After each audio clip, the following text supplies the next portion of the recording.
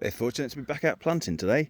I thought I'd take an opportunity just to highlight, refresh the two-slot planting method.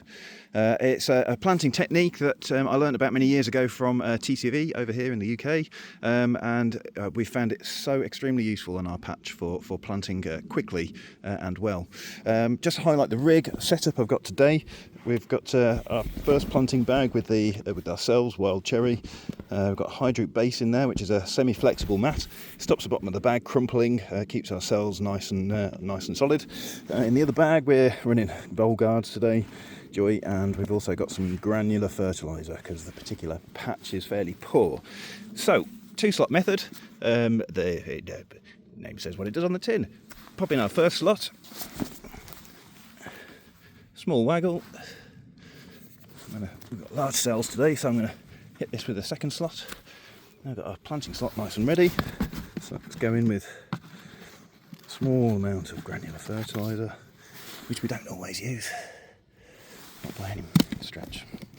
Let's grab a cell, pop the cell in, pull it up a bit.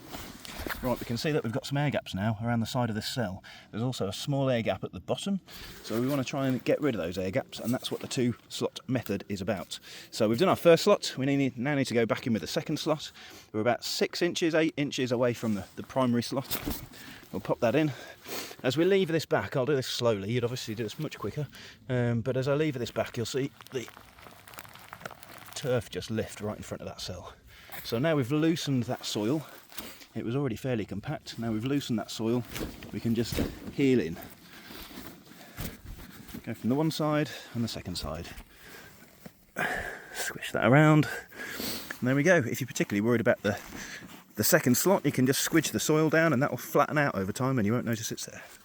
Right, bowl guard. Put that in place.